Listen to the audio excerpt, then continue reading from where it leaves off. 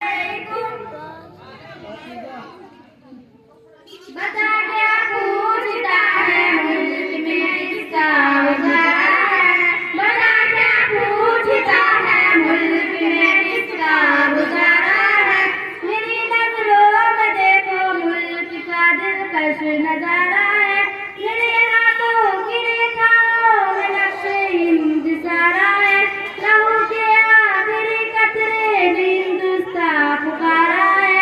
मेरा दिल है मेरी जान है मेरे आंखों का तारा है।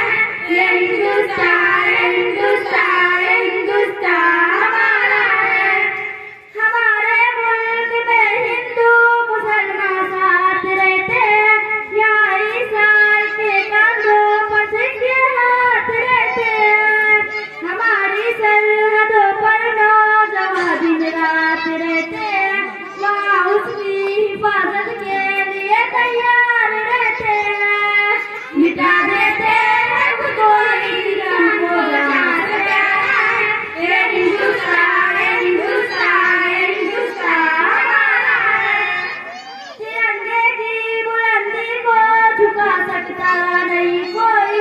अमान अल्लाह में दुश्मन मिटा सकता नहीं कोई। जहाँ पर पाँव रख दे हम हटा सकता नहीं कोई।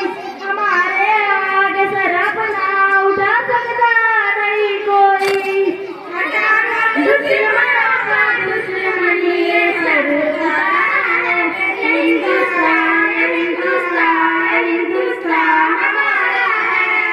मेरा वादा है कि इस मुल्क से उल्फत रखूंगी मैं।